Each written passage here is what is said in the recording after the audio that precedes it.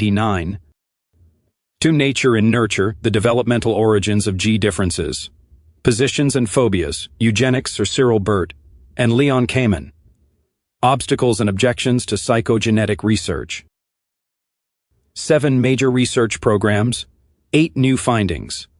Heritability estimates, why all the fuss? Outline. How do individual differences in intelligence come about? For example, why is there on average a difference of 12 IQ points between ordinary children who grow up in the same biological family? Perhaps researchers will never find out. Perhaps it is a meaningless question, and perhaps that is a very good thing. This chapter concerns the legendary nature-nurture controversy about general intelligence. This long-running debate, or sometimes non-debate, has been beset by 1, 2, b. accusations of fraud against the leading mid-20th century exponent of a largely hereditarian account of the G factor, 3, c. protests that psychogenetic research is anyhow pointless. For these reasons, geneticists have fought shy of studying G, and most psychologists have preferred their a. anxieties about the social and political implications that might seem to follow if G differences were thought largely genetic, homely offices, and high IQ subjects to the real-life study of twins and adoptees. Anxieties about possible state interference in family life are considered in the context of interventions that are made already, of future possibilities of genetic engineering, and of the improving aspirations of social environmentalists. The question of fraud by researchers is serious, not least when it results in criminal conviction and imprisonment, but science has its own answers to fraud so long as inquiry is allowed to flourish. Methodological problems about nature-nurture questions are probably the most grievous for science, so they are examined. The chief concern is with the popular suggestion that nature and nurture are so complex in their ongoing interaction as necessarily to defy the scientist. The past decade has brought new researches from the USA, France, and Finland. These allow estimates of the importance of the parentally supplied environment, of the microenvironments that children choose for themselves, of genetic influences, some of them heritable, and of such interaction effects as can be specified by would-be devotees. Ideological resistance to psychogenetic research has always been a matter for shame and is now pointless. Today, it is increasingly clear that the truth about G's degree of heritability must be sought, not shunned. Modern research into other human psychological differences suggests that no alterations at all of heredity or environment would have much effect on average trait levels in the population. G itself might be similar. Learning the truth is now easier than obscurantist endeavor, not least because discouraging irresponsible parenthood is anyhow a natural objective for theorists of both hereditarian and environmentalist persuasions. There have always been psychologists who disagreed with Spearman and his intellectual descendants in the London School. Many of today's psychologists view with alarm the possibilities that intelligence is either substantially unitary or closely associated with speed of intake of elementary information. For many psychologists, it has been a cardinal principle to dispute, if they could not ignore, both the positive manifold of mental test correlations that licenses talk of G, see Chapter 1, and the association of general intelligence, G, with inspection time, IT, see Chapter 2. Such leading American educational psychologists as Howard Gardner and Robert Sternberg continue to cavil at the London School claim for the centrality and underlying simplicity of G. However, though he is the best-known student of Louis Thurstone, the original disunitarian, John Carroll has concluded that G differences create correlations between hundreds of mental tests in hundreds of studies, see Chapter 1. And the British experimental psychologist Patrick Rabbit has acknowledged a strong link between G and inspection time, see Chapter 2. Despite objections and fixed ideas, research on test intercorrelations and basic processes has at least continued, and today there is probably increasing agreement on the importance of G differences across lower ability levels, and on the differentiation of the more varied ability and personality profiles of higher G people. It was only on another type of question, about the developmental origins of G differences, that 20th century psychologists would quite largely abjure their usual principle that further research is necessary, at least so long as the taxpayer foots the bill. This question about G's heritability concerns the respective involvement of 3 broad influences: genetic, G, differences, environmental, E, differences, and more or less complex interactions and covariation of G and E variables. especially GXE and GECOV, are the main ways in which people's G differences might be produced. These three broad types of influence bear comparison with those that have appealed respectively to people of differing philosophical persuasions. 1. I, rationalists, who find key truths self-evident to human reason, and hereditarians put more stress on hardwired human faculties and individual differences, and on the fundamental abilities or inabilities that result. They incline to accept genetic provision of abilities. 2. Empiricists stress the role of the environment and of our conditioning, or other similarly passive experience. They presume experience is the prime contributor to our knowledge and to our natures. 3. Idealists prefer to invoke more active, ongoing constructions that usually involve language and society, and often a semblance of a person, of unspecified genetic ancestry, but still available to do all the necessary perceiving and interacting. Given the relatively distinct nature of the three options, an important stratagem for any one party to the argument is to dismiss the other two options as old-fashioned or simple-minded. If any two of the theoretical sources of human variation cannot deliver, then the remaining option has a field day. Importantly, preventing new research can be a useful tactic in this process. Sensitivity about nature-nurture inquiries is very proper. Before the Nazi period, there had been optimism among progressive people that genetically based features of humanity could be steadily improved even if not transformed overnight, as the discredited doctrines of Jean Lamarck had once promised.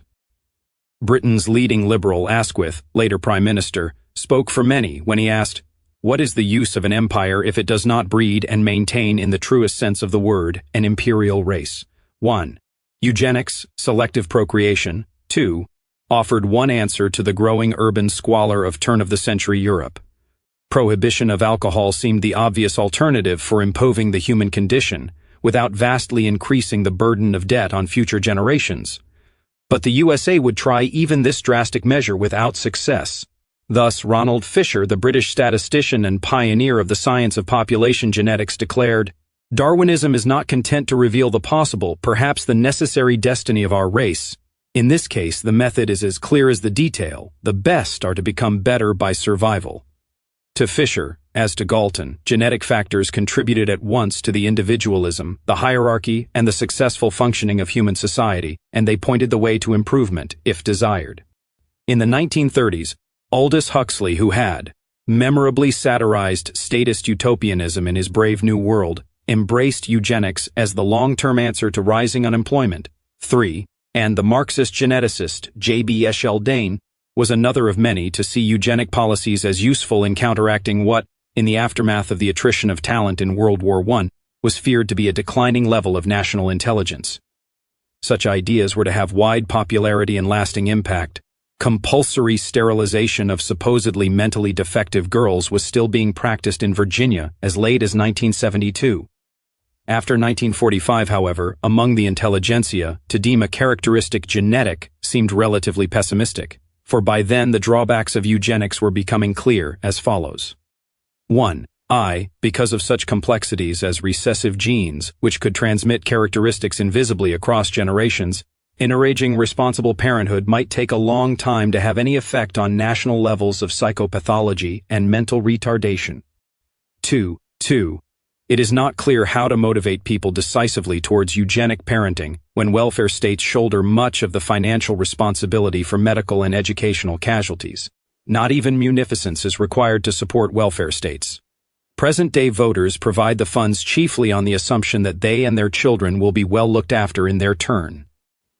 3. Today, reform eugenics involves only voluntaristic measures that involve no state inducements. Its procedures are those of carrier detection, eugenic counseling, control of environmental mutagens, pre-implantation diagnosis of inherited abnormality, legal, and, in Britain state-funded, abortion, the provision of opportunities for women themselves, or in Britain their medical advisors, to select suitable sperm donors, and ova transplants. Even so, eugenics necessarily involves some people realizing that their own attributes and tendencies are effectively being deselected by others, whether the disfavored conditions are thalassemia, cystic fibrosis, Duchenne muscular dystrophy, adenosine deaminase deficiency, Lesch-Nyhan syndrome, premature baldness or short-sightedness. At present, the wishes of non-Western women for fewer daughters and more sons are held in check by the expense of artificial insemination. Otherwise, paralleling debates about abortion, there would already be a second controversy about a woman's right to choose. 4.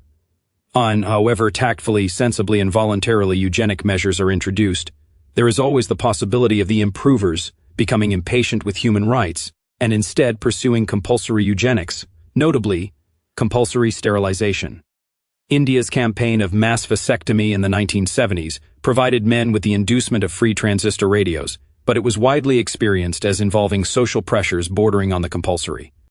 Indeed, beyond programs of sterilization, the exterminative programs of state-enforced euthanasia and the Holocaust had soon turned out to be preferred in Nazi Germany by quite a few of the politicians and experts who had at first seemed to advocate only eugenics, and apparent eugenic concern for human improvement had given way to racial triumphalism and the arbitrary suppression of minorities. 4. Doctors may today practice euthanasia in Holland when 3 doctors agree with persistent requests from a patient or, if the patient is unable to act, from relatives. But anxieties about undue pressure being put on patients will always arise so long as it is relatives or the state that must foot the bill when a very sick patient prefers to postpone death with the help of doctors or surgeons. Today, when millions of people have been the victims of genocide in Cambodia, ex-Yugoslavia, and Rwanda-Burundi, and when millions of aborted human fetuses are incinerated annually in the West, anxieties about any possible slippery slope from voluntary eugenics to involuntary death camps have to be balanced by a proper concern for all-round reduction of present and anticipatable horrors. Scientific, social, and political changes may have lately made eugenic options relatively more acceptable. 7 developments are especially relevant. 1. Human genetics is on the brink of offering gene replacement therapy just like any other medicine to help the unhealthy themselves and not just their descendants. Already the severity of the consequences of some adverse genetic mutations is moderated in individuals by the somatic introduction of unmutated genes. 2. It seems clear that some gene therapies will involve alterations to the sex cells and thus to the germ line, allowing changes to be passed on naturally to patients' offspring.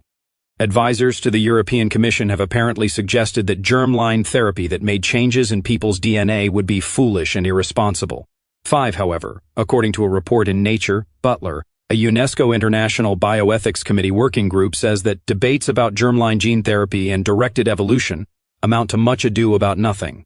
The only application envisaged, namely to spare descendants a serious disease, could ultimately be achieved more cheaply by sorting sperm or by selecting embryos, as is already done in several countries. 3. As is indicated in the foregoing observation, eugenics is already practiced clinically in modern medicine. This is why the UNESCO Committee maintains that gene therapy will only be an extension of existing prophylactic practice. 4.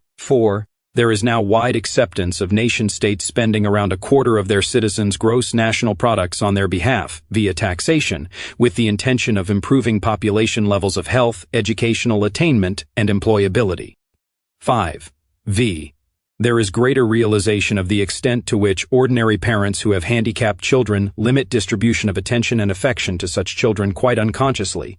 Even though parents may insist verbally that they treat all their children equally, careful observation shows that they make decisive choices about when to lavish more nursing care and when to restrict further investment of time and effort in an unpromising child. Mann, 1992. 6. Any who have genuine anxieties about counterproductive and dangerously escalating state intervention and spending can today support libertarian campaigns to privatize welfare into state-aided private insurance schemes. Even beyond private insurance for health and medical costs, it could be arranged that criminals paid the full costs of their crimes from insurance, including the recompense of victims. 7.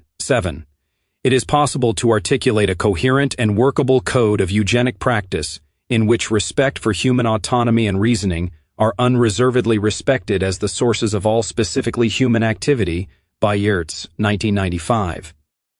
Instead of relying on ancient rules or impossible calculations of future gains from eugenic interference, Bayertz's Gen Ethics provides a locus of value in human intelligence.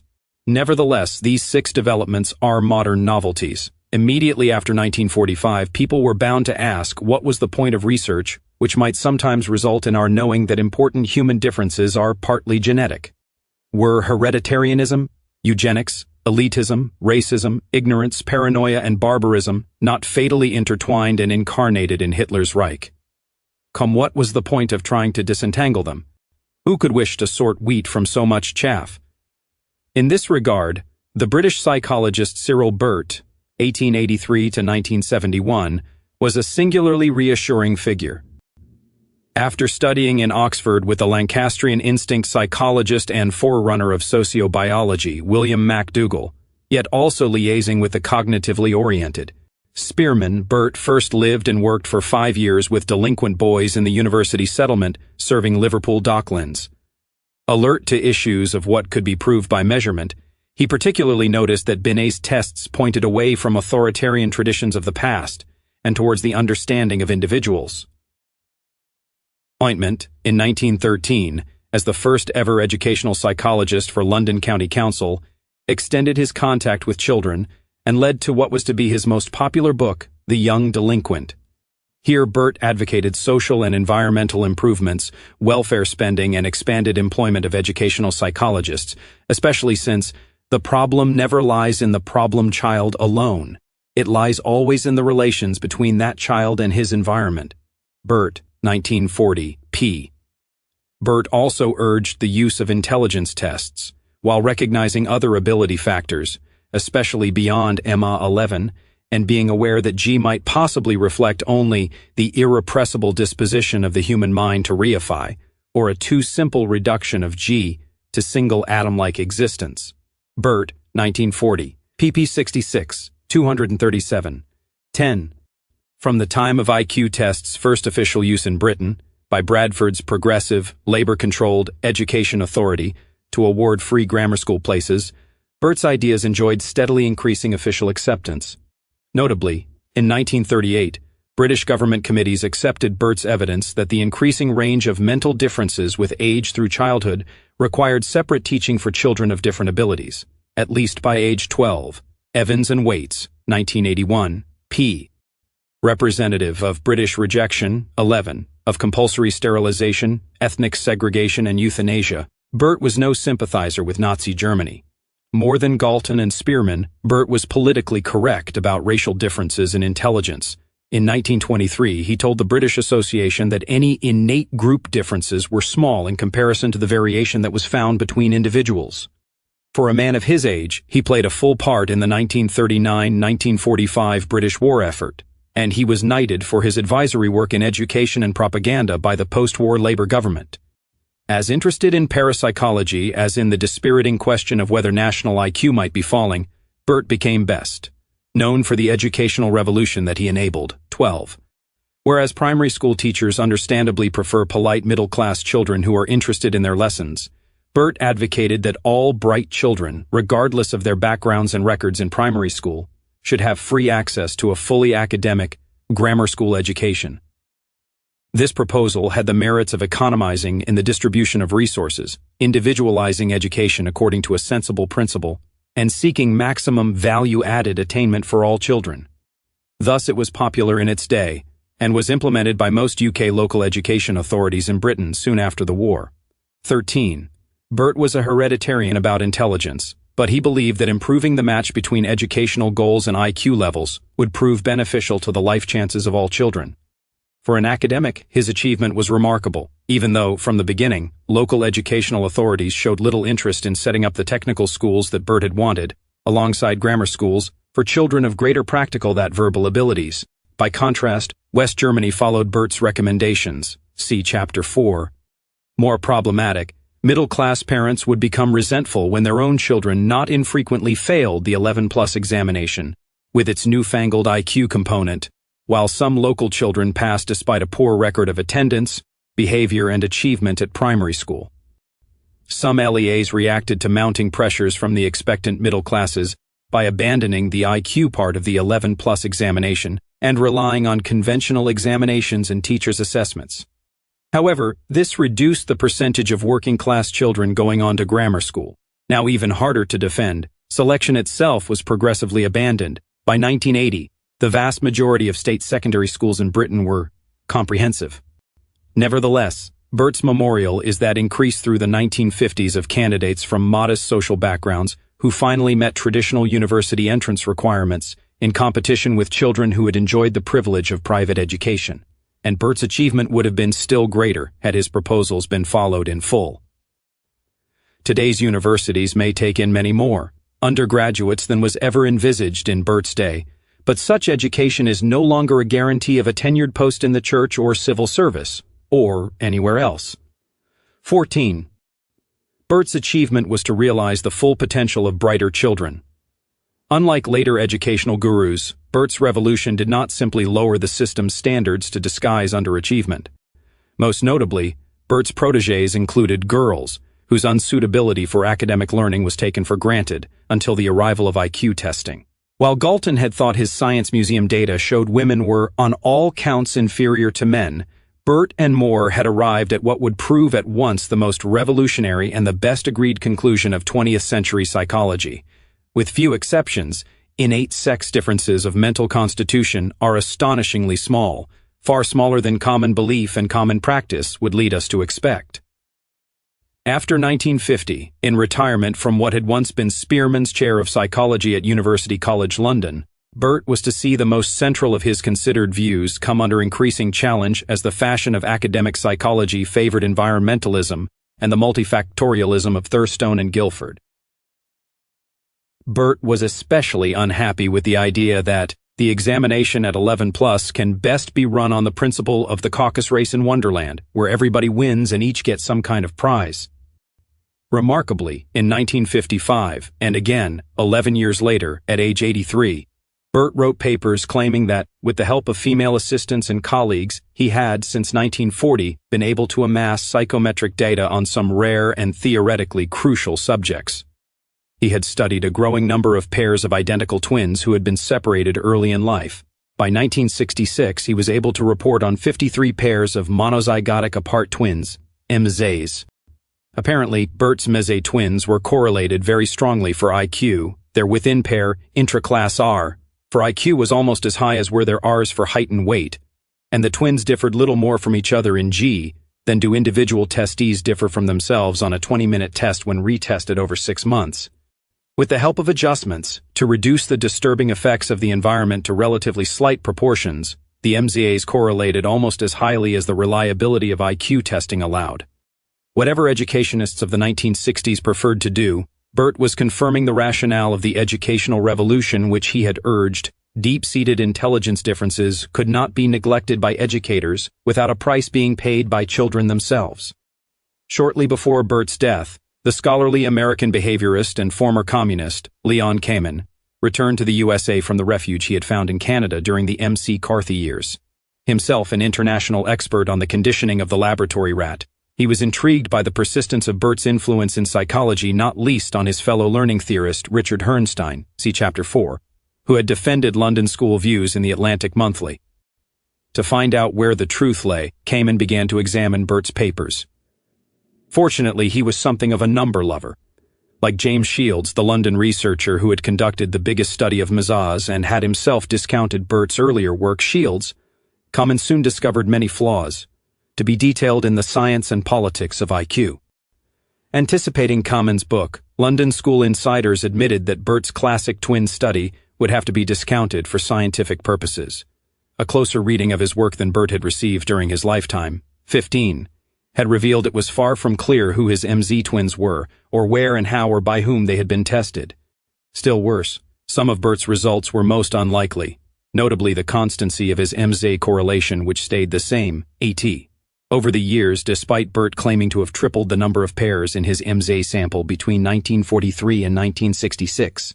Thus, the best-known British psychologist of his day was posthumously denounced for fraud by the British Psychological Society in 1979, 16, and the hereditarian 17 cause about IQ and G that Burt had espoused suffered a corresponding setback. Subsequently, 2 books appeared urging that the correct verdict should have been not proven or even innocent. The basic problem was to explain how a gifted Methodologists like Burt, if he had really intended outright deception, had not been able to make a better job of it. However, most psychologists remained impressed that Burt had been at least a brazen rogue even if he was not a devious fraud. In understandable hubris, his opponents would claim him to have been a reactionary, an elitist, and a racist. Such labels provide no fit to Burt's involvements or pronouncements of a lifetime, but the penalty for bold claims from slipshod science is rightly a heavy one in a world where truth claims are largely adjudicated by scientists. So, by 1974, the hereditarian cause about IQ differences had a new, high hurdle to clear. Although there were plenty of other studies of twins, and even of MZ twins, in the scientific record, only Burt's Mazes met the important methodological criterion of having been reared in uncorrelated homes. Burt's Mazes had apparently been raised in homes that differed on average, as much as homes throughout the entire population differ on average, in levels of affluence and social class, socioeconomic status, SES. Thus, for a short while, Burt's figures ruled out the most familiar explanation usually offered for MZ similarities by social environmentalists, that the twins had been brought up in similar home environments. By 1980, other types of study too needed redoing. The crucial correlation between the IQs of unrelated adopted children growing up together suggested at least some influence of family environment on intelligence. Yet, like many twins reared apart, adoptees may have been somewhat selectively placed by adoption agencies, with parents who were thought similar to adoptees' biological parents. 18. However, by 1980, the interest in psychogenetic studies was limited, at least in Britain. Professional geneticists preferred to progress towards quite specific gene therapies for rare and manifestly undesirable conditions, and to avoid controversial topics, and Burt's psychological critics wanted to close the account with a chapter on Burt. Indeed, many were coming to deny the very possibility of doing any useful work on heritability. Their rallying proposition was essentially, intelligence is the result of an interaction between nature and nurture so complex as to be, mercifully, impossible to untangle. In any meaningful way, any more than eggs can be unscrambled. Even today, according to Hirsch and Volston, development is considered so complicated and GXE interactions so abundant that no estimates can ever be made of the relative contribution of genetic and environmental factors. Similarly, Lewontin and Lerner call for recognition of what is apparently Karl Marx's idea that organism and environment are so completely fused that it would be meaningless to think of disentangling them. After the Burt debacle, uninhibited delight in complexity came to be offered as a substitute for finding the truth. In fact, behind this smokescreen of interactionism, there can usually be found one of four quite different broad claims. Properly considered, none of these claims diminishes the interest and value of twin and adoption studies. 1. Inseparability. It is often said that everyone has both genes and an environment, that development must be a product of both rather as the area of a field depends upon both its length and breadth, and that genes and environment are thus inseparable in their complex interaction. However, this popular claim itself turns out on consideration to mean any of four quite different things, all of them trivial, routine, or wrong. 1.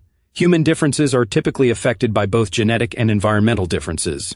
This claim is plainly true, but it cannot be proved to be so except by population genetic studies. Anyhow, both is too small a word to cover the range of possibilities. To plan further welfare endeavors, for example, it is plainly important to have an informed view as to whether genetic factors account for 75% or for 25% of existing observable, phenotypic, 19%. Variance in the general population. 2. Development occurs as envisaged by Piaget in a series of ongoing interactions, that is, interchanges with the environment. This claim concerns the intra-individual development of all children, not the inter-individual differences between children. Its correctness, or more commonly incorrectness, see Chapter 2, is quite independent of how phenotypic differences come about. All children might learn, or remain ignorant from asking questions of their parents. Yet they might all make such similar gains as to remain equal to each other in understanding. Psychogeneticists cannot be criticized for neglecting interaction unless the hypothesized interaction is advanced as relevant to explaining eventual phenotypic differences. 3. Genetic and environmental factors sometimes have their effects multiplicatively, in calculable statistical interaction with each other.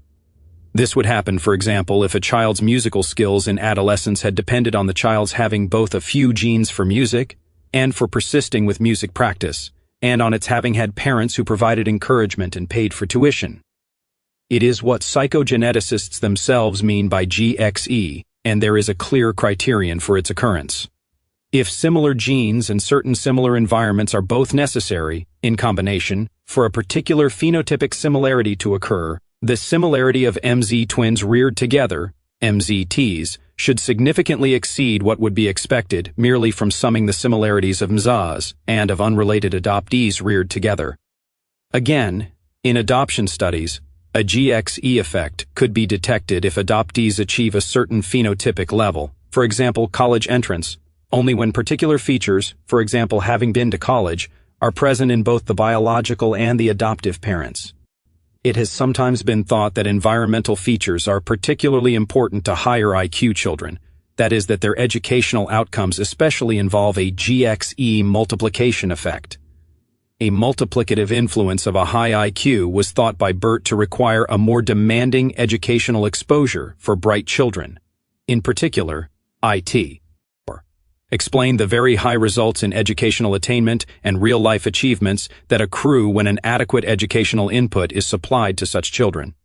Today, such results are sometimes claimed in studies of gifted children, see Chapter 4. G and E differences sometimes covary during development, that is, the genetic and environmental levels that are operative may themselves be correlated, such covariation being symbolized as G, ECOV. Such G, ECOV creates more final phenotypic variance in the population than would have arisen if the relevant G and E influences had been independent of each other. Examples of G, ECOV would be, if children with genes for violining skill tend also to be born into homes where the parents are musical and will particularly encourage the children to persist with violin practice, or if parents notice that their child seems to appreciate music, and then respond to this by supplying suitable instruction, though they would not have done so just for any child of theirs, or if the child, being musical, enjoys music, welcomes music lessons, and seeks its own violin for a birthday present, thus changing its own environment, or microenvironment, or milieu, which now comes to include the child's own violin. It is harder to detect all possible forms of G, ECOV, though the more interesting active forms should yield relatively high Rs for MZ twins versus DZTs. MZAs will tend to make their originally different environments similar in relevant ways, whereas the DZs, being on average only 50% genetically similar, will push their initially similar supplied environments apart insofar as active G, ECOV occurs. Like GXE interaction, and contrary to what some devotees of it may like to imply, G, ECOV cannot have any effect without there being substantial main effects of both G and E. Moreover, active G, ECOV is not some novel type of effect with which to amaze hereditarians. Rather, it is just one of the routes by which hereditarian theorists have always supposed genes to yield final phenotypic differences. Genes can, however indirectly, guide people to select and create particular microenvironments for themselves which, once created, whether in the form of noisy friends or a collection of tapes about Zen Buddhism, will have their own causal effects back upon them. Such active G, kavi, deserves its own title of transaction insofar as people's own nature comes to influence their nurture, a process for which modern psychogenetic work offers hard evidence, see Scar, 1992, Ploman et al., and see below. More generally, regarding the analogy with areas of fields beloved of professing interactionists, it is in fact perfectly possible to distinguish between rectangles in terms of their linearity versus squatness, and to attribute size differences amongst any set of rectangles to their differences in height, width, or the multiplicative interaction of height and width with each other. All rectangles necessarily have heights and widths, but they need not, of course, have the same heights and widths. Any number of rectangles can differ among themselves chiefly in height, breadth, or in both aspects. Likewise, phenotypic differences can arise because of G, because of E, or because of both types of differences in interactive multiplication with each other. 20. 2. Specificity. Plant and animal geneticists sometimes say that heritability estimates are essentially meaningless because they can only be made for particular populations under particular conditions. Especially, a genetic effect will often work via an epigenetic route that depends on environmental factors taking certain particular values. Each genotype may thus have its own reaction range of environments. For some genotypes, how well they fare will depend markedly on the environment in which they are placed. whereas other genotypes will have a smaller range of reactions, see figure. Across a sufficiently wide range of genotypes and environments, it may happen that the contribution of nature is a function of nurture, and the contribution of nurture is a function of nature, the one varying in dependence on the other, so that a statement that might be true in one context of environment and upbringing might not necessarily be true in another. Thus, if all possible environments are considered, there are always circumstances that might have altered a cell's fate. The implication of such observations is meant to be that knowledge about the heritability of human IQ differences would be of only local and short-term significance and so not worth collecting, especially given the dangers of pessimistic misinterpretation and that genetic effects can never be disentangled from the myriad epigenetic routes and factors on which they depend for their usual expression. Which plants thrive, having which genes, may well depend on what conditions of temperature are arranged in the experimental laboratory. Likewise, suppose a random 50% of a country's babies were given some crucial protein boost at birth. Actual levels of later intelligence, which may have previously been determined largely by genetic factors, would now be found by researchers to have come under overwhelming environmental control. However, though this is a valuable theoretical point for plant geneticists, it neglects the fact that human beings do not in fact live in a laboratory where an experimenter can thus play around with the determining parameters of human experience, whether such parameters are chiefly genetic, chiefly environmental, or whether they are epigenetic constellations, which vary as little between members of a species as do genes themselves. State provision of free education for all might once have raised the heritability of educational achievements, since a major environmental inequality of the past, in terms of access to education, was being reduced. But human populations are not like plants. They act and choose, maintain valued traditions, and, though there are occasional revolutions, there is still much continuity. People do not experience their conditions of existence at the whim of a laboratory geneticist, and most G&E differences that are relevant to development are unlikely to be capable, within usual ethical provisos, of being suddenly created or abolished. In any case, even among plants, dramatic shifts in the relevance of genotypes at different environmental extremes are strangely hard to find. Would-be critics of heritability estimation need to have recourse to data collected in 1940 from races of the California Achillea plant, which apparently thrive differently at dramatically different altitudes, 30 meters versus 3,050 meters above sea level, Bouchard, 1,050 meters above. Such a distant example for the study of individual differences between people across environments between which voluntary migration freely occurs. The fact that a heritability estimate might, evidently rarely have. Such limitations seems a reason for more genetic studies of populations, not for fewer. Most likely, environment-specific heritabilities are a rarity, and those that are discovered are methodological artifacts. One frequently quoted example of reaction range effects in animal learning is Cooper and Zubek's finding that dull and bright rat strains were equalized, so that heritability became zero in an enriched environment. Yet Bouchard observes that the authors of this study expressly explained that the apparent disappearance of their strain difference under enriched conditions could have occurred simply because the ceiling of the test may have been too low to differentiate the animals. That is, the problems may not have been sufficiently difficult to tax the ability of the bright rats. Moreover, the usual idea of advocates of state welfare is precisely that current, local inequalities in intelligence and self-control have their origins in clear environmental differences and can therefore be corrected by environmental equalization. This important claim surely deserves repeated evaluation. The case for new provision of redistributive welfare expenditure is more easily made when a twin study finds clear environmental effects. An ideological environmentalist may fear that no such environmental influence will be found. Only in this case is there an intelligible reason for not wanting research. It is certainly no argument against a trait's heritability to say that new environmental variations could conceivably be created. The same arguments apply about epigenetic effects, staying within ethical limits. The human epigenetic landscape in which cells develop is not readily alterable by experimental intervention. And, even if genetic effects operate via such a landscape in ways that cannot be decisively unraveled, both genetic and epigenetic influences can still be contrasted as a package with the relative influences of observable variations in external environments. If MZ twins differ, this must reflect conventional environmental differences, or very rare genetic mutations, or the very special environmental challenges that twins present to each other in the battle for maternal resources in the womb. And if MZs are phenotypically similar, this must reflect their genetic similarity and the environment's response to it. No matter how different epigenetic landscapes might have altered everything in the brave new world of an experimenter who wants to distract attention from the issue of heritability. 3. Non-heritability of fitness characters. It is sometimes thought that the heritability of IQ cannot be high because intelligence is an important quality for the human race as a whole. If intelligence had been thus important in the course of evolution, downward variations from the population norm would have been disadvantageous to long-term fertility. Natural selection would have reduced heritable differences in the usual way, especially deselecting genes for low intelligence in those human societies based upon agriculture, manufacture, and literacy. Thus, genetic variance in the population would have become restricted, and remaining phenotypic variance would owe more to environmental variations. By contrast with what is thus expected for intelligence, strongly heritable differences between people are still found for the variable of height.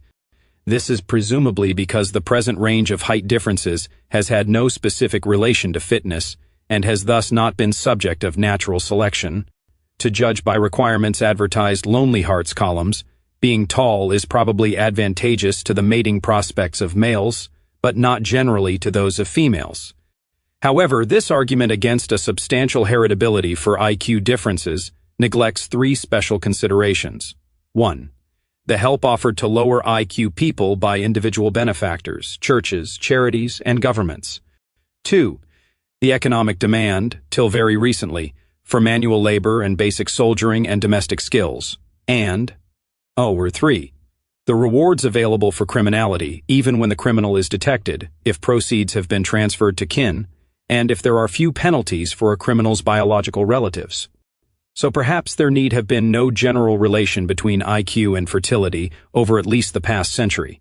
Whatever may have happened across evolutionary history, intellectual limitations could easily have remained perfectly heritable across recent generations in the West, and, since 1970, at least in the USA, out-of-wedlock births have risen sharply among girls and women of below-average IQ, see Chapter 4. 21. In short, genes for the full differences can easily have been passed on. 4. Irrelevance. There is one last reason for professional geneticists' unwillingness to research IQ's heritability. Individual differences on G-loaded tests are normally distributed, so IQ is likely to depend on quite a number of different causal variables, both genetic and environmental, and on a limited number of multiplicative interaction effects between the relevant variables. 22. It is sometimes said that perhaps 100 independent causal factors may be involved in IQ, and no single gene is likely to be crucial. Thus, since no gene therapy can be just around the corner, what really is the point of potentially divisive work on heritability? There are, however, 4 replies to this excuse. 1. A. If gene-gene interaction or epistasis, that is GXG, influences a trait, MZ twins will be markedly more similar than our DZ twins. If a trait were simply additively heritable, MZs would be twice as similar as DZs because MZs share twice as many gene variations as to DZs. DZ twins share on average only 50% of the genetic variations that can occur between human beings. They are no more genetically similar than our ordinary siblings. In addition, being of the same age, they will over the years have experienced a slightly more similar family environment than do ordinary siblings. However, MZ twins have in common not only twice as many gene variations, but all the possible multiplier effects that can occur between all these genes.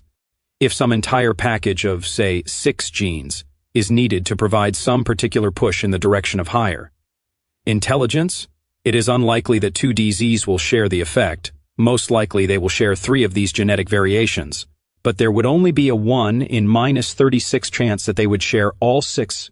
The phenomenon of more than additive similarity for MZs does in fact occur for self-reported personality traits. It is now well known that MZ twins correlate at around 2 for personality traits, depending largely on reliability of measurement, while DZs correlate at little more than. Thus, At least for the big 5 feet personality dimensions, see the bipolar ability contrasts of Chapter 1, MZ correlations are twice those found amongst DZs, even though the MZ correlations themselves around show that not more than a half of personality variation can be heritable. 23. By contrast, for general intelligence, DZ twins show substantial similarity of their own. This indicates that, for intelligence at least, additive genetic effects, unsupplemented by genetic interactions, can account quite adequately for the observed similarities. Only for intelligence differences found in late middle age is there evidence of epistasis playing a significant role. See below, and Peterson et al., 1992, 2b. If there is substantial involvement of GXE interaction in causation, see above, MZT twins should be markedly more similar than MZ twins. In particular, this difference in similarity should exceed that between DZTs and DZAs. However, there is no sign of such a phenomenon for intelligence. 3. C.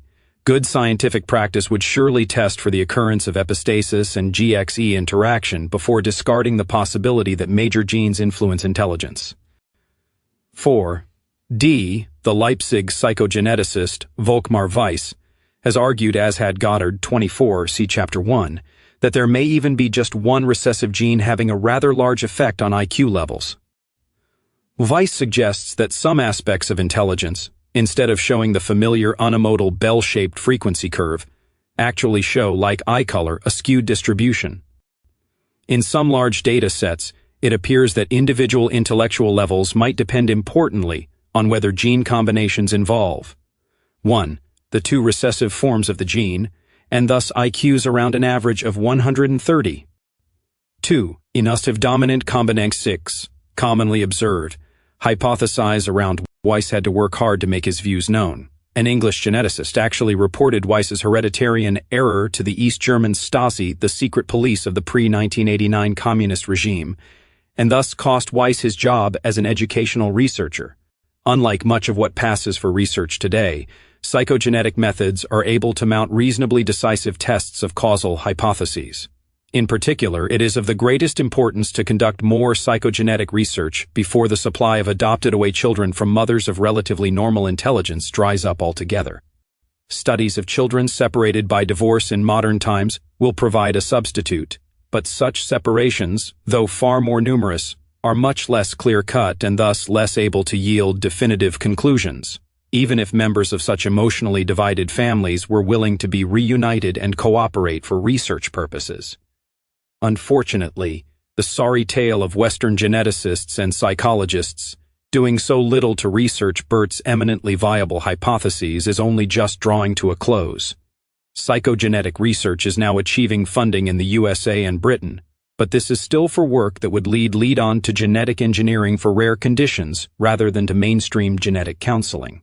The setting up of the Center for Social, Genetic and Developmental Psychiatry at the Maudsley Hospital in London is a notable milestone in Britain, but even this unit has yet to announce any plans to study general intelligence. In Germany, the only author of a textbook on psychogenetics does not even have a position in a university.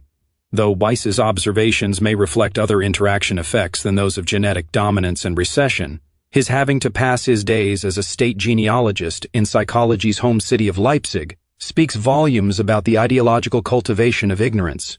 Notwithstanding such prevarication, major researches into the heritability of G and other psychological dimensions have appeared all outside Britain and beyond the reach of its institutionalized anti-hereditarianism. Since the setting aside of Bert's flawed papers, programs of psychogenetic work involving twins, adoptees, or separated half-siblings have been reported from Colorado, Denmark, France, Minnesota, Sweden, Texas, and Virginia. They have had 8 notable results as follows. 1. From Paris, a team headed by former nuclear physicist Maurice Schiff used the centralized French educational system to mount a remarkable study of separated siblings. They found and tested adopted children whose biological mothers they could trace.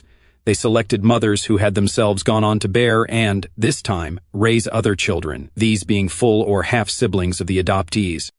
Most commonly, after a first unwanted child had been adopted, the women went on to marry and to begin families of their own in the usual way. sometimes with the father of the child who had been adopted.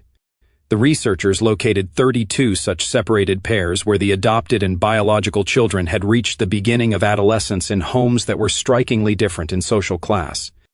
The adoptive parents were of decidedly upper-middle-class status, on average enjoying income levels found in the top 10% of French households.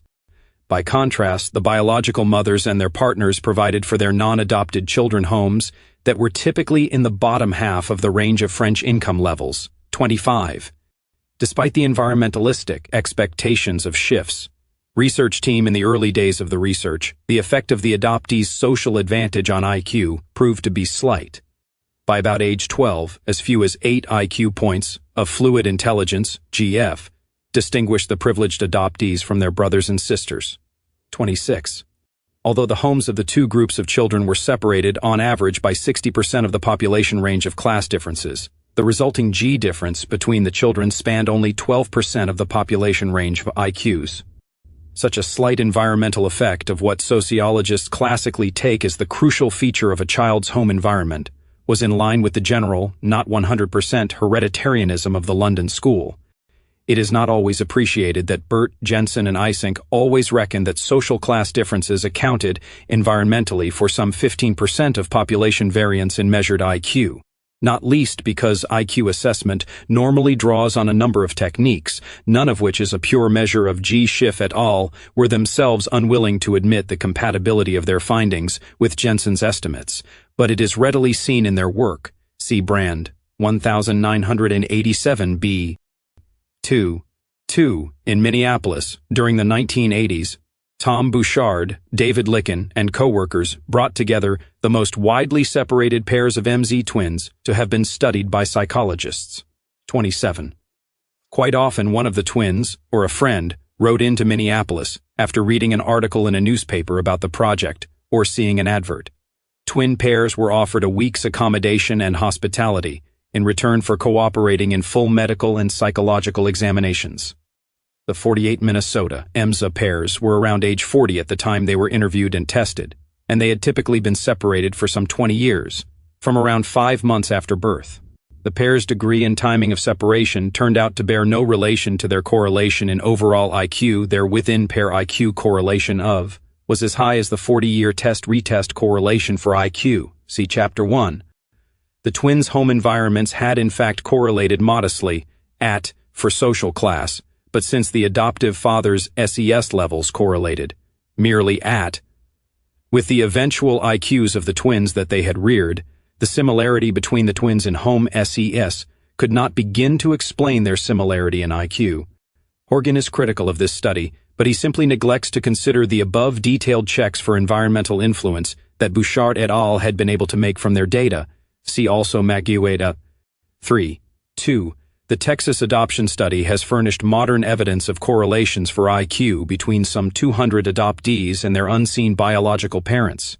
Even in childhood, while the adoptive child's environment is created and controlled by the adoptive parents, adoptees' Wechsler IQ correlations with the biological mother are almost double those with the adoptive mother, and by mid-adolescence, this difference is even greater, reflecting presumably the greater influence of the adolescent child, and thus of its biological mother's genes, over the local microenvironment.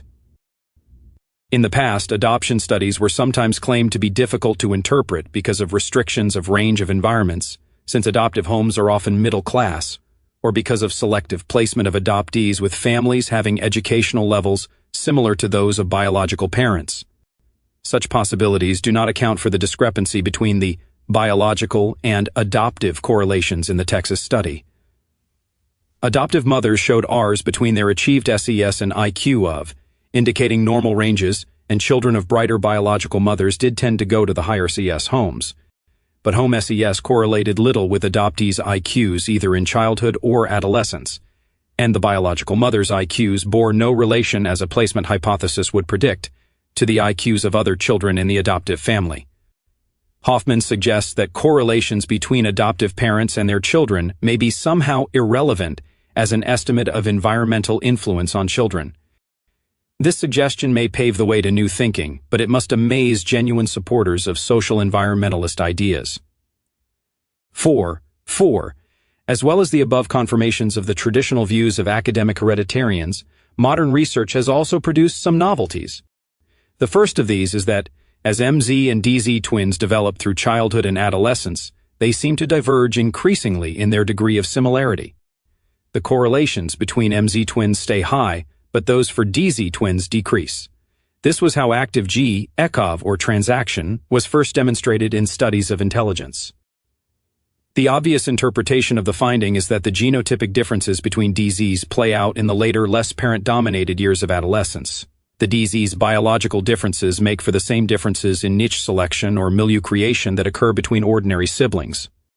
These microenvironmental differences may in turn push the DZs further apart in measured IQ.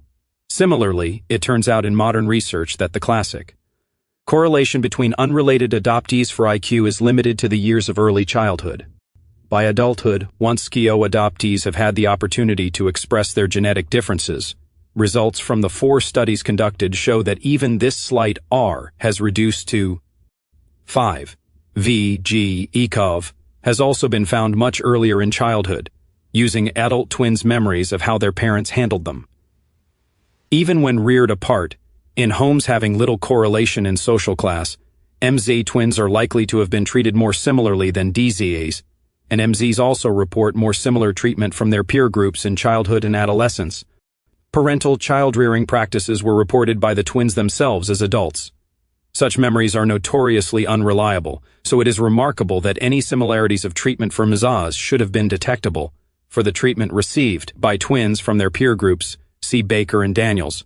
Early environment is thus itself partly genetic.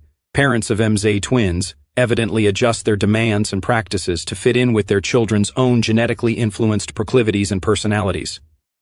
After the behaviorist generation, Bell was the first psychologist to give house room to an idea that behavioristic social psychologists and interactionist developmental psychologists would still long resist, that instead of parental behavior being a cause of child behavior, it is often an effect.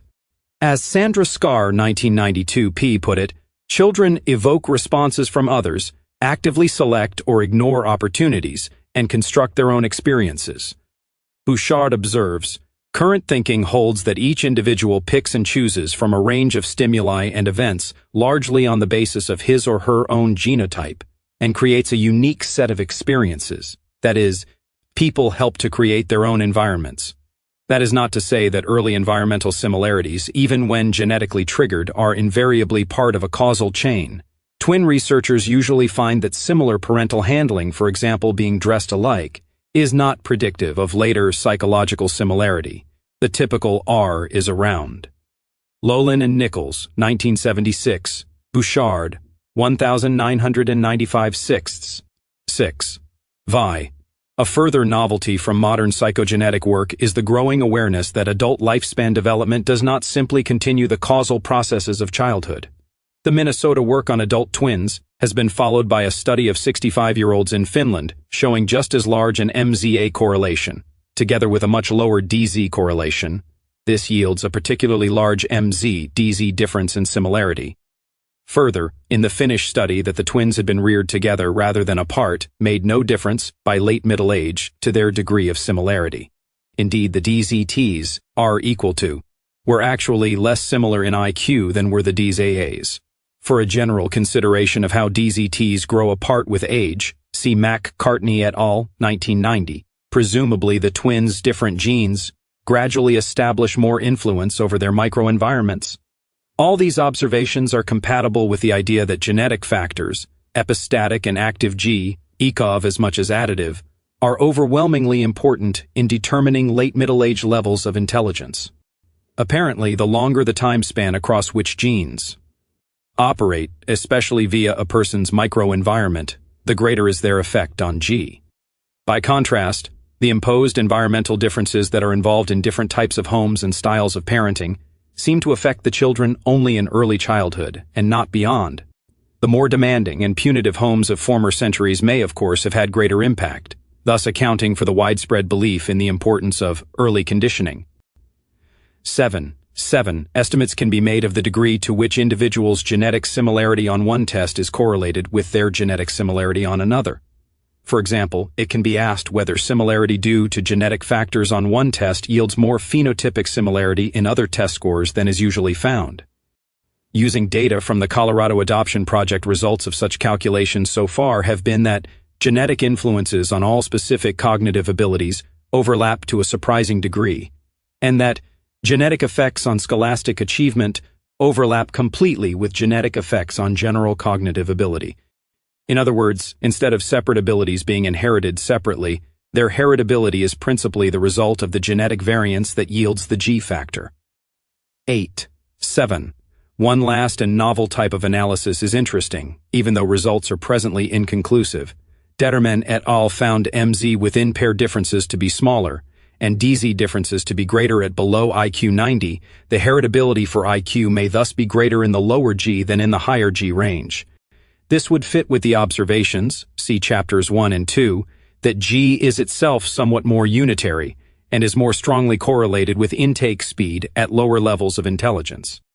It would especially add to the impression that more elementary aspects of intelligence are under greater genetic influence, and it would suggest that it is when G itself is already above average that environmental differences might contribute especially to. Whether really high levels are found of intellect, excellence, and G itself. Why was so little done till recently to deploy the empirical methods of twin and adoption study? After all, the methods were in use on with significant numbers of cases by these. Admittedly, there were design limitations such as restrictions of relevant variance, especially amongst adoptive parents, who tend to be middle class. These meant that interpretation of the results remained controversial. See, for example, Common and Eysenck, 1980. Yet such problems were remediable, if the efforts had been made that went into the study of the laboratory rat, so other explanations are required. At first, a too-ready assumption that nature was all-important meant that the first twin study was only conducted in Germany in May 28, 1920, and, until the rise of behaviorism, few could believe that the case for heredity would ever need to be proved. Latterly, however, the problem has been antipathy not only to crude hereditarian and eugenic ideas, but to any research that might falsify psychology's long-reigning paradigm of simplistic environmentalism, or of the latter-day interactionist replacement. It was probably the very environmentalist biases of psychologists in Britain after that led Burt to overplay his hand temporarily most damaging to hereditarianism, as his mischief proved. Today, Burt's conclusions have been entirely vindicated, and this makes it hard to believe that he and his lady research assistants, 29%, never had any relevant data to analyze, even if twin results from other researchers were incorporated, and the continuing shortage of psychogenetic data in Britain is plainly the fault of Burt's opponents. Despite the experts in human genetics and development, who plainly preferred the position of the ostrich, the psychogenetics of intelligence has consolidated traditional claims and broken new ground. Unfortunately, adoption and twin studies suffer from not spanning the entire range of human genotypes and environments in the data that they can collect, and it is likely that both heritable and environmental influences are somewhat obscured if, as Burt first mooted, family environmental differences interact especially with higher levels of IQ. But bearing in mind such special effects, which themselves require much more testimony from research, it is true that adoptive children have seemed generally more similar in IQ to their biological R=2 than to their adoptive mothers, R=2, and that MZ twins are markedly more similar than DZ twins, for example, McGeough et al., 1,993 billions, especially in adulthood, by which time MZRs are around, and DZRs are around 30. The last claim by environmentalists to detect really low MZ similarity other than by post hoc means is apparently that of Schwartz and Schwartz, 1974. However, this paper merely reanalyzes data on child twins whose zygosity was never ascertained. Instead, dissimilarity in sex was used as a very partial substitute for attributing dizygosity. The original author, Sandra Skar-Salapatek, said that she herself hesitated to guess what the standard error of an estimated intraclass correlation coefficient might be. Further, she pointed out that 247 of her 1,239 pairs of Philadelphia twins had been lost to the research, often when one or both were in special classes. Certainly, the low aptitude end of the distribution was lost. Adams et al. Reported nationally representative, 11-year-old MZs, 41 pairs, R equal to. To be little more similar than same-sex DZs, 55 pairs, R equal to. On a nonverbal IQ-type test, but almost incredibly, reflecting lack of interest in twins and IQ, in what was a major British longitudinal study. Zygosity had not been determined by blood sample, and the test had, the authors admit, not been cross-validated with better-known standardized tests. In the report from Japan of the largest ever number of MZs, MZR was N equal to 543 pairs and DZR was N equal to 161 pairs. Certainly among those psychologists who claim any expertise in intelligence testing, there is overwhelming acceptance that individual genetic inheritance contributes to human variations. Considering McIntosh's defense of psychogenetic studies of IQ against Leon Common's critique, even Evans and Waits, 1981, p. had rejected Common's zero heritability hypothesis. They rejected likewise the 100% heritability hypothesis, which no hereditarian scholar had held, and also the very effort to quantify heritability, H2. While all measures have their limitations, the heritabilities of human differences are thus assigned to a select club of estimates that should never be made, a club having IQ itself as its other well-known member. A survey of 661 such American IQ test professionals found them just as politically liberal as the journalists and broadcasters who so often decry the idea of genetic involvement in IQ. And these experts in testing rated Sir Cyril Burt the lowest of 14 leading writers about IQ. Nevertheless, 94% were persuaded of a genetic involvement in IQ by one or other of the types of research evidence considered in the present chapter, and the average of their estimates of the percentage of population variance in IQ attributable to genetic factors, that is of the broad heritability of IQ, H2B, was 59.6% for whites and 57.1% for blacks. Kamen, 1974, p. had written, "There exist no data which should lead a prudent man to accept the hypothesis that IQ scores are in any degree heritable." But he had not persuaded the experts. In 1994, 50 professors claiming expertise on intelligence placed a full-page advertisement in the Wall Street Journal to attest the measurability and importance of intelligence. They observed that serious empirical estimates of its heritability range between 40% and 80%. As to the most crucial source of evidence, the simplest of the methods provides a clear result. There are just 5 methodologically adequate studies of MZ twins, 1937, 1962, 1980, 1990, 1992, yielding 180 such pairs for most analyses. They involve many different IQ measures in 5 countries and 3 languages. They give a weighted average within-pair correlation of, for IQ scarcely less than the R of, for which Kamen took Burt to task and attempts to attribute twin similarity to similar homes or to physical similarities have failed. Lolin, 1981, Locurdo, 1991, Bouchard, 1982, 1981, 199.56. For example, when MZA pairs who are alleged to have had especially similar homes have been set aside, the remaining twins still show just as strong within-pair correlations for IQ, and objectively assessed attractiveness to others, though it correlates a little with sexual experience in adolescence, has no general correlation at all with intelligence or with other personality features. Because of their adoption, only a few MZ twins have grown up in real poverty or with illiterate parents, and this will have reduced the range of environmental differences among them. At the same time, researchers' twins involve many healthy volunteers who are interested in research and have only 90% of the population range of IQs, so equally, they do not represent the full range of genetic differences. Finally, it is appreciated today that there is a powerful environmental influence that applies uniquely to MZs and must push members of twin pairs apart in ways that will not apply to singletons. Monochorionic MZs are likely to suffer twin transfusion syndrome in their competition in the womb for maternal resources. In effect, within the one chorion, one twin can steal the other's blood supply. This results in one twin being large and plethoric and the other smaller and anemic at birth, and in a 7% mortality of such twins. Pairs of monochorionic MZs are 150 grams lighter at birth, and the two twins differ more among themselves in birth weight than do DZ twins, who never share the maternal chorion so cannot engage in this type of competition. Congenital malformations are suffered by 3.5% of monochorionic MZs, as compared to 0.25% of dichorionic MZs. In line with this finding, Storfer noticed that MZ's IQ differences are associated with birth weight differences, and Jensen has observed that bigger differences in IQ between MZ twins occur in those pairs where one of the twins has a particularly low IQ. Thus, assuming that restricted fetal blood supply will depress the IQ of the affected twin, monochorionic MZs will actually be less similar than if they had developed, as do ordinary children, in the wombs of different mothers. Because of this special environmental dissimilarity, MZRs will underestimate heritabilities in the normal population.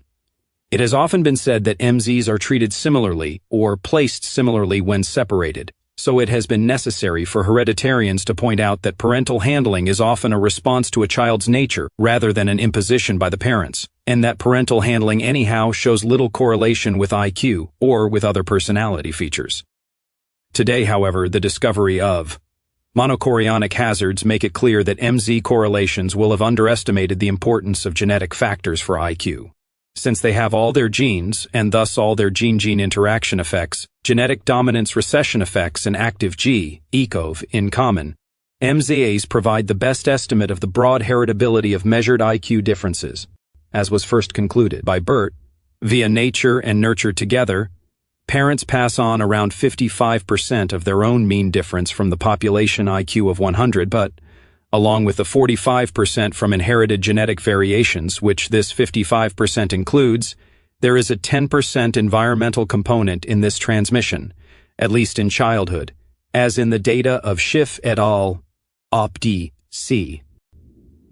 Within normal demographic and environmental ranges of the mid-20th century West, the MZA correlation indicates a broad heritability of IQ of around 75%. Spelling this out, some 45% of population variation arises from genetic factors that can be transmitted from parents to children, and a further 30% arises from genetic factors that are not conventionally inherited. The remaining 25% of population variance in IQ occurs because of the environmental differences between homes, 10%, other environmental influences, 5%, and sheer test unreliability, around 10%. All such percentage estimates must be understood in conjunction with the considerations raised in this chapter. They make no range corrections or allowance for monochorionicity, for example. However, a broad heritability estimate of 75% is one way of saying that any zero heritability hypothesis is totally unreasonable, and that a mere 35% estimate, say, would be quite unlikely within 20th century Western parameters. And this should be no surprise to common sense, for perhaps the most dramatic evidence of genetic influence is typically overlooked: the sheer number of children who exhibit high levels of talent and who are found in the most unlikely environmental circumstances. To some, however, it has seemed proper to refrain from insensitive researches that could spread gloom and bitterness in society. Even if they can mount little argument against a 75% estimate, they still hope that new champions of social environmentalism will arise. To them, high heritability coefficients speak of dread determinism and likely state manipulation. Yet where is the threat in intelligence being largely inherited and in influencing people's own selections of their personal environments? What is the point of a freedom that is not guided by nature, of a freedom that does not, among other things, achieve a correspondence between opportunities and abilities?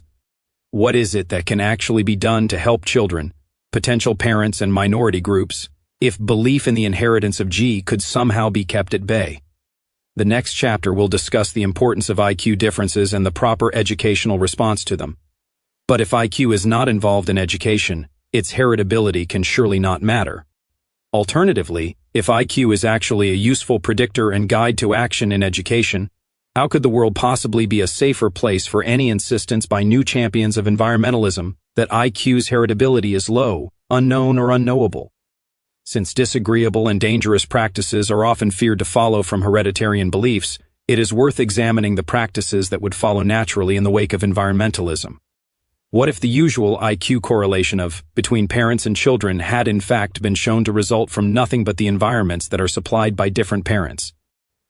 What if MZs had proved no more similar in phenotype than DZs? Would determinism have been overthrown? Would not one causal account just have been replaced with another? And would such a reversal of hereditarianism have policy implications that were strictly anodyne? After all, if maximum reductions were desired in illiteracy, criminality, and unemployability in future generations, it would still be necessary to help duller parents, quite the most common suppliers of low stimulation, low supervision, high punishment, high child abuse home environments, to restrict their family sizes. It can hardly matter to the committed social improver and utopian whether the children of lower IQ families would have had their lower IQs because of genetic or because of environmental influences. If children of the future are to achieve maximum intellectual and educational levels and to be more employable, there would need to be relatively fewer homes where parents and caretakers were unstimulating, drug-addicted, neglectful, or themselves of low IQ, even assuming largely environmental origins of G. When Reed collected data on the 80,000 descendants of the grandparents of 289 state colony patients having IQ less than 70 and without epilepsy, they concluded that having a family member showing what have in the 1990s been called learning difficulties was the major predictor of mental retardation in a descendant. Only 88% of the original 289 patients were classified as having retardation of definitely genetic origins.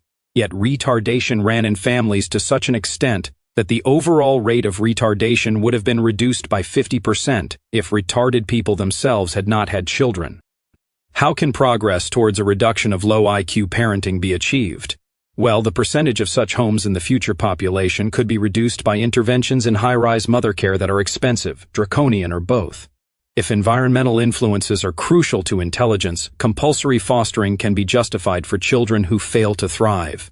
This is what happens currently in Britain, where youngsters of low IQ are encouraged to have babies by health and welfare officials, and by charities concerned with mental handicap.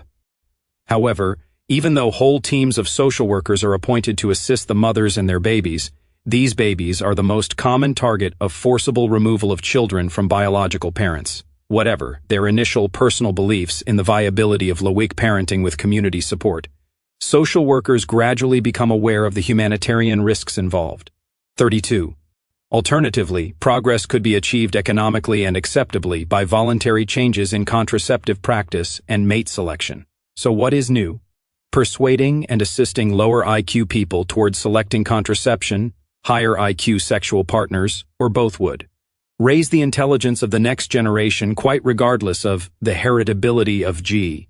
Similarly, any would-be parent who regards intelligence as an asset to a child will try to select a relatively bright spouse, no matter whether the correlation between parental and child IQ is expected via the spouse's genes, nature, or via the spouse's child-rearing skills, nurture.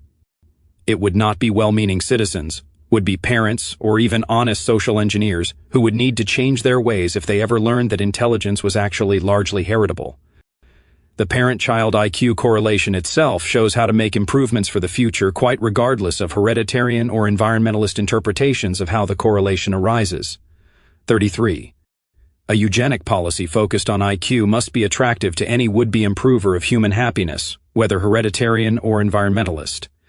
As if in appreciation of the even-handed appeal of discouragement of low IQ parenting, advocacy of extended uptake of contraception is sometimes expressly undertaken on environmentalist grounds by scholars who decline to acknowledge any great importance of genetic inheritance in generating major social problems. Flynn, 1992, NC Chapter 4. And, looking further afield, classical Islamic tolerance of polygyny recognizes the value of successful males supporting and rearing larger families. Hence, the reasonable anxieties aroused by hereditarian ideas can be no greater than those that would equally be aroused by environmentalist ideas if any attempt were made to derive practical reforms from environmentalist accounts of intelligence. Obscuring the role of genetic factors is usually hoped to delay the arrival of intrusive state policies for family life, but there is quite as much justification for state intervention if low-G parents transmit low-G to their children mainly via the environment which they supply, assuming that adults of the future are expected to need markedly higher average intelligence than they have today. To use the resources of the state to try to improve the population is an option that is available to environmentalists just as much as to hereditarians. Likewise, improvers of both kinds will need to decide, quite independently of their favored heritability estimates, whether to use inducements, appeals to reason, or punishments. In the 20th, human rights have been trampled on by Russian communists and Third World religious enthusiasts, believing in the environmental perfectibility of mankind, just as by Nazis believing in the genetic purification of their racial stocks. And today, the policy of encouraging sterilization of the mentally abnormal and subnormal is evidently being pursued on a large scale in communist China. 35. It is folly to think that hereditarian beliefs are either uniquely threatening to human rights or in any simple sense right-wing. Acceptance of others' rights is what protects everyone from state manipulation of any kind, and such acceptance follows perhaps a little more easily from a belief in biologically based individual agency than from an environmentalism that stresses the power of society to shape and even construct the individual. The threat of heritable IQ is not to human rights or liberties, which need defending against both genetic and social environmentalist manipulation. Rather, the threat is to ideologues whose own belief systems and particular job prospects dictate that all-round ignorance about causation is bliss.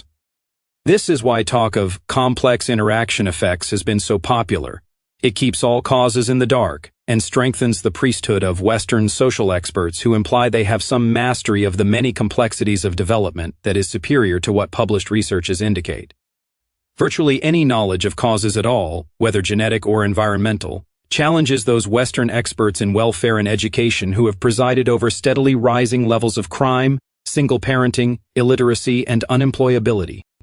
Far from being able to do better for children than did Sir Cyril Burt, these experts can be argued to have been engaged in such outright deception of the general public about IQ as to put Burt's own self-indulgence quite in the shade. See also Chapter 4. Nevertheless, though an informed environmentalism that admits its own utopianism is better than ignorance, piety, and mumbo-jumbo, environmentalists do have something of a cross to bear for a while. Not only have they been largely factually wrong in their beliefs about how G differences arise, but they have commonly been self-contradictory in their own planned response.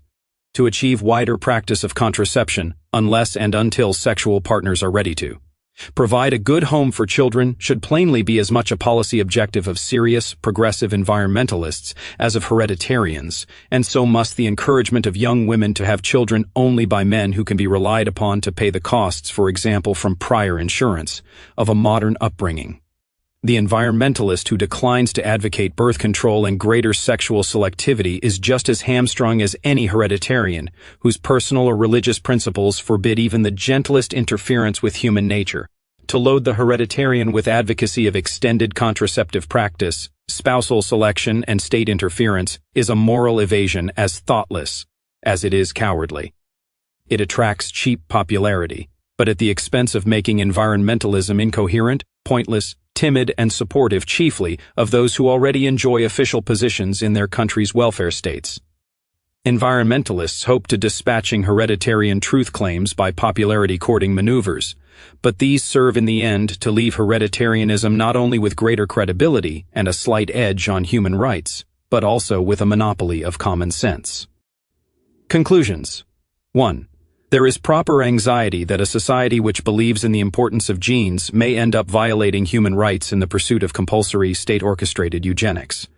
In part for this reason, modern psychogenetic research into intelligence has been surrounded by acrimony. When Sir Cyril Burt was shown to have used or even invented poor-quality data on twins, fresh excuse was provided for the suspicion that London school psychologists and psychogeneticists might have unacceptable motives, even though Burt was much more interested in education than in eugenics.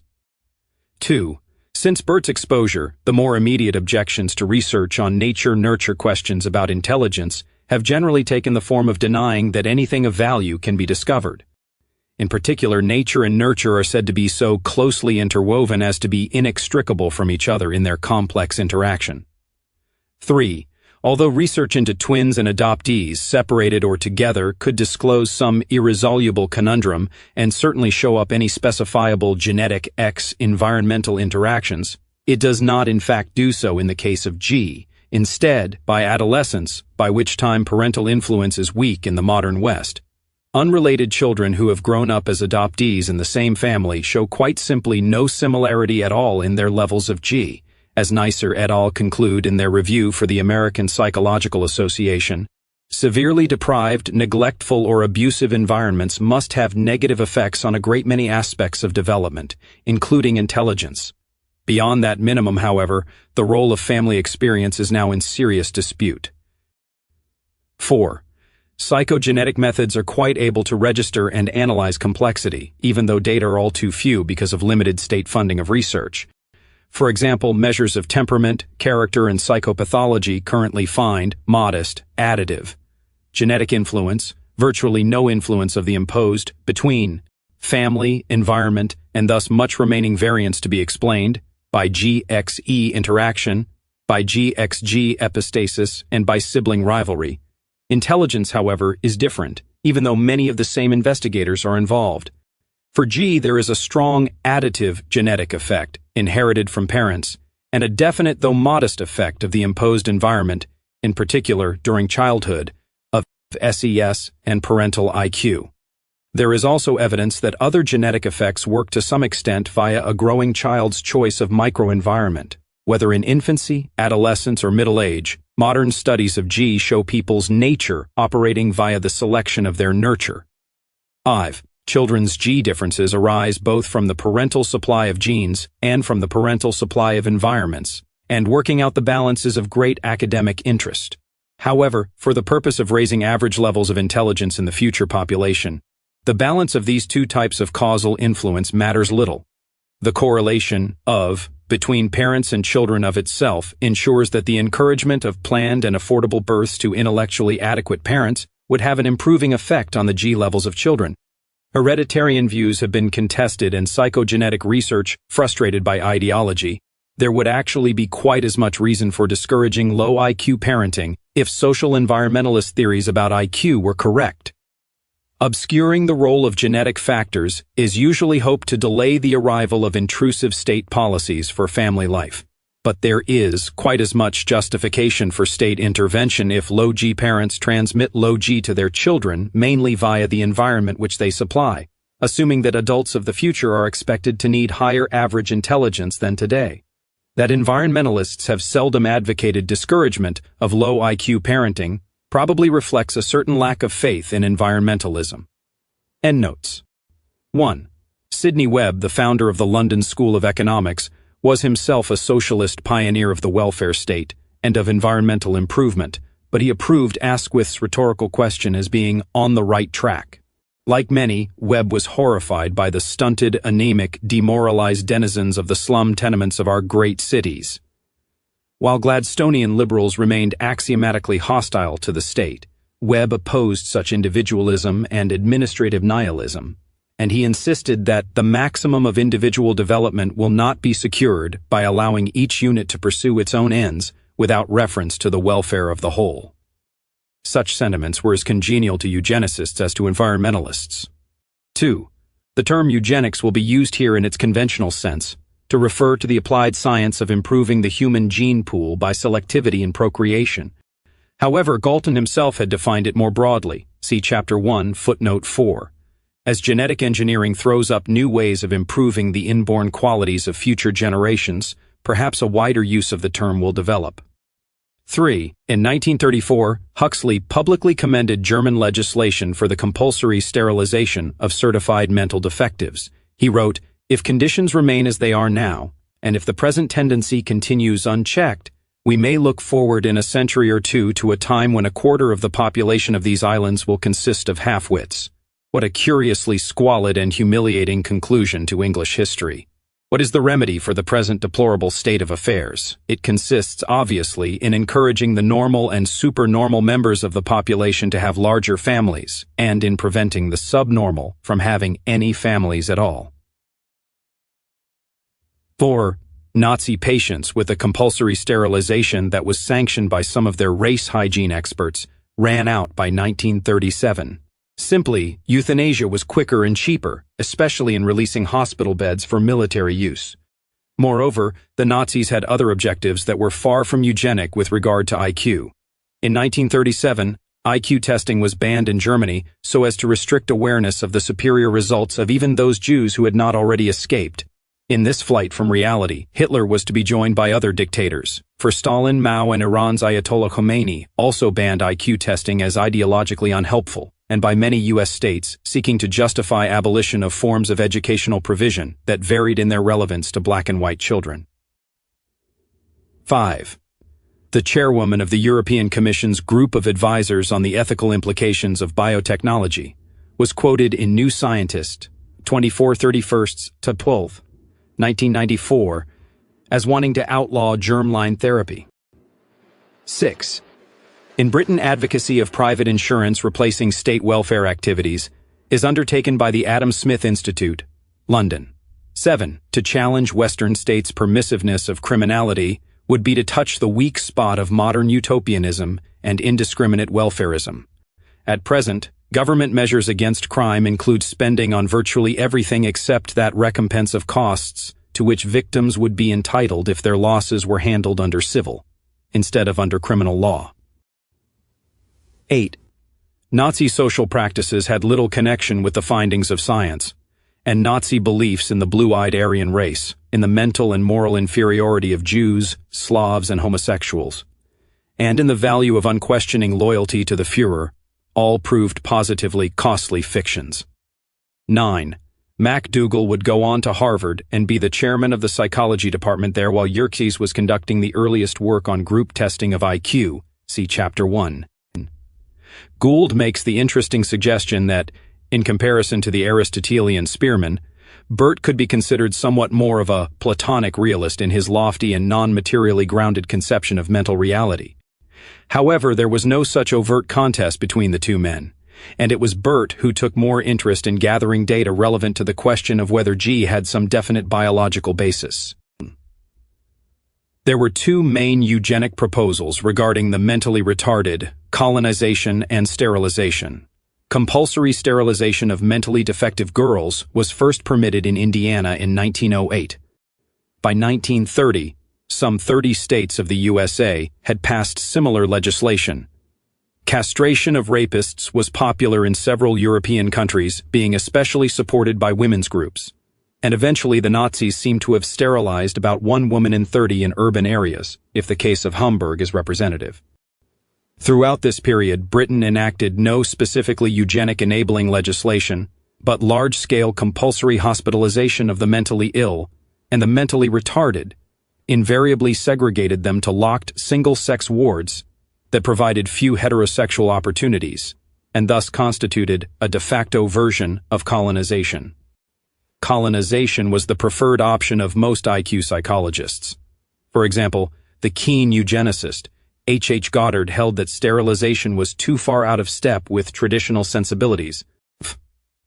For differing views of Bert's responsibility for the post-war changes, see Sutherland, 1995, and Wooldridge, 1994. By 1943, Bert was 60 years old, living in Aberystwyth, to which University College London had been evacuated, and suffering from Meniere's disease and hearing loss, but his influence in the 1930s had been substantial, as would be expected from his occupancy of what was then the most prestigious chair of psychology in Britain. 13. This was at a time when places in the state-funded grammar schools of Britain were available for only about 1 child in 10. 14.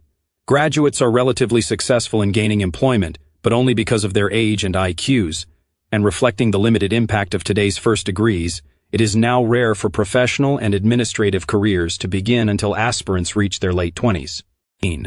However, the hereditarian James Shields had discounted Bert's 1943 report of 15 EMSA pairs as lacking adequate detail.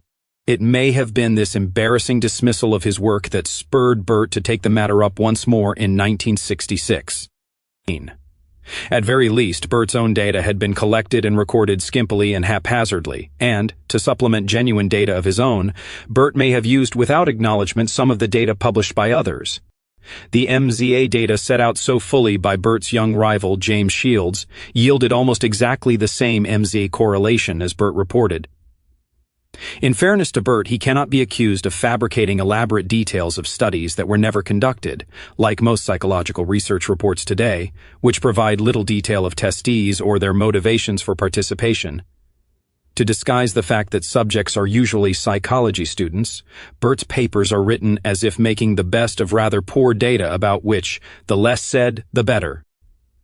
However, Bert can certainly be blamed for not admitting the loss of at least some of his data, perhaps in wartime bomb damage at University College London, 2, implying that the minimal data that might have been reported to him by former students deserved full-scale journal articles, with or without supplementation from already published cases, and 2, illustrating methodological points in ways that could mislead readers into thinking that real data were being discussed.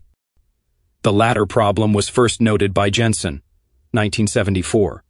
A special was hested by Dorian, 1978, had discussed the clanubation of 1, using figs fid pobl perfect bell-shaped in T, durbo bow, bars 1, did was now gets the son of the brights of the 67,000 wedding in the Mike Chai W. It was this bell-shaped distribution which had 4 sugared to Samesis the lilycull play of multiple, independent in yielding B defaces. The mission who has money or a life disfaces in viable choice that can be called Docs Furca Daleen in a map Wittick journal. Dot will chuviding the musical details this squire exposition, and if he publish 145-page book, Dodon will accuse him of not taking his dias a topic Jew. 17. He from rides is from prejudice. Thus many injection Huton demons are cipher inherited from pawns, or have same whore undergoes allow exponius of a trait curly C and the rest of a Tinsley. By contrast, ethodological slipsons believe the way of knowing the degree which a chancellor is under gromic in flames, are Antonin Prater of genetics and Skodan wed to claim 100th ovary of geecal science, a wimply known which he diff in height a Bible. In Shele Cosiet, Abel phenotypic down in the populatics, are to people having experienced dies, physical or social vanumas, ovedane of culture and language in all human experiences and scones, and that hope to avoid toxing their chom idealnik, helt gun, any ideal ganding individual differences. After enten jatai, the influx of diffo be so obvious adel ting for whichever is poofer, in criticize all methods of psychogenetic equity rather than condary audis of their own, the Potsy Beach of Schiff, at DL 1586, being an honorable excuses, Haid medical op, for a very popular policier in this chaps, def, and 15. Some ends of action also Haid is methodological solipsism for sample tingf poft, on the occasion of this being spelled out, is impossible without large don sha issionist shu larte propensity to collect. And the adoptive bong by having hot eyes was the yes of the adoptive parts, were Lee. 19. Them in genetics for when it observable, I is distinct fun the hidden Johnsype, that the graticht weeks owed 20. The receded appearance of the SNES arguten for the unique ability of G's, and it was hating a bralvisk by how Ike the Healy campus of the University of Kale the Landas, from academics who are espidac to heretic of revenue is silly. It's like Viking. Is it longer to New York, or by me? Or as one friend of say, do the area of the rectangle caused by the Lacarte with Lesser RMAce, I'm viewed by MacDeld. The war is yes of age of rectangles can be wholly explicable by ace only to their differing lengths, or wide. For a panicular collection of rectangles may all be equal to each other in widths, at length to paranatur fim sure, and to www questions about how individual differences d'an la still put of the plagio potion, Inger 21. And Mary, 22, far the yours around 1790, the same skating was of tea of wedlock burbs among wega timales occurred among black American females, and 1500. The bell-shaped fry decision that will it frosts acquittable is being under the info of teeple mentionin if a code times, a will man likely come down as head can do off the vials that is junior on as many as roll of the tail. Similarly, WAE. Number of unrelated chance factors influence people's scores on a final variable. Most scores will be in the middle of the final phenotypic range, and few will be at the extremes. 2. Ordinary statistical interaction, as distinct from the Piagetian variety considered in Chapter 2, occurs when scores on variable z can be predicted by weighting and multiplying together testes scores on variables x and y. To the extent that there are substantial positive interaction effects between several of the relevant variables, the resulting distribution will tend to lose its bell-shaped distribution and become skewed. Variables like extroversion, neuroticism, emotionality, conscientiousness, will, disagreeableness, and affection, openness all yield these effects. And the tendency for psychotic personality characteristics, for example, in questionnaire measurement, suspicion, and disillusionment, to show such a picture is specially marked. The usual interpretation is that, when the genetic packages of epistasis are crucial to trait levels, two people need an especially high proportion of their genes in common if marked phenotypic similarity is to be observed. Only at MZ levels of genotypic similarity, that is near 100%, are virtually all genetic packages be held in common between two people, so especially high MZ correlations occurring while correlations for ordinary first-degree relatives are low will indicate that epistasis is at work. For the calculation of the heritability of a trait, see below. Note 3, 32, 24. H. Goddard was the American popularizer of IQ and pioneer of research into children of around IQ 70.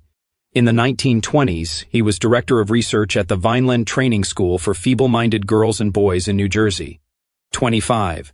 By French standards of the time, the adoptive parents were 5 standard deviations high in socioeconomic status, SES. In contrast, the homes provided by the biological mothers were on average 1 standard deviation low in SES. 26. Each standard deviation of SES had thus proved worth only 3 IQ points to the average child. The gap on verbal IQ was a little bigger, and in educational attainment and school record, there was a gap of a full standard deviation between the adopted and the biological mother-reared groups. It will be of interest to learn whether this environmentally created difference survives adolescence. 27. Funding came from the Pioneer Foundation, based in Washington, an old right body concerned with demographic issues and the quality of life in North America, and usually presumed to set some store by the qualities of the Nordic peoples, and to favor the exploration of eugenic social options for the USA. A notable individual initiative was that of a Hertfordshire social worker who, after experiencing the happiness he could bring about by reuniting siblings who had been parted during the Holocaust, sought to carry on such work by reuniting twins who had been separated by adoption. Sometimes one twin was unaware of the other's existence, but delight was the invariable reaction to reunion. 28. The first discussion of an MZA pair was provided by Popenoe and followed up by Muller. 29.